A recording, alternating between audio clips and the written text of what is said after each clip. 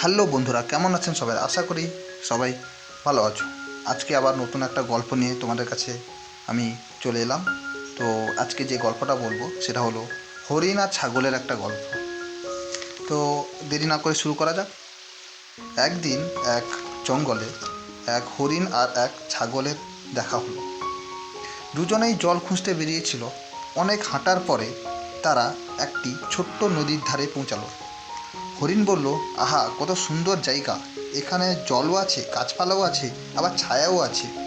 ছাগল বলল, হ্যাঁ, এখানে যদি আমরা একসাথে থাকি তাহলে খুব মজা হবে। তুমি দৌড়াতে পারবে আর আমি গাছের পাতা খেতে পারবো।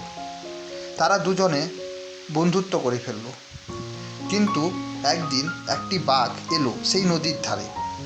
হরিণ তাড়াতাড়ি দৌড়ে পালিয়ে গেল, কিন্তু ছাগল দৌড়াতে পারল না। তখন ছাগল বুদ্ধি করে বলল, বাঘ দাদা, তুমি যদি এখন আমায় খাও তাহলে খুব কম মাংস পাবে। হরিণটা কিন্তু অনেক বড়, ওকে ধরো। বাঘ হরিণের পিছনে দৌড়ালো আর ছাগলের গাছের ফাঁকে লুকিয়ে পড়ল।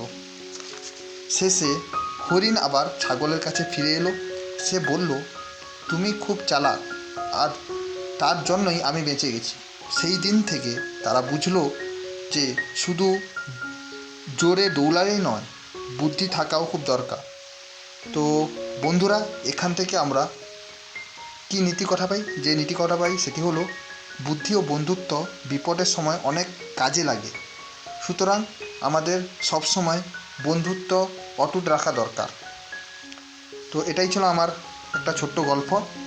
যদি আমার এই গল্পটি তোমাদের ভালো লেগে থাকে তাহলে অবশ্যই সাবস্ক্রাইব করে নেবে এবং লাইক, শেয়ার, কমেন্ট করতেও কিন্তু ভুলো না। ততক্ষণে তোমরা ভালো থেকো, সুস্থ থাকো এবং দেখা হচ্ছে পরের ভিডিওতে।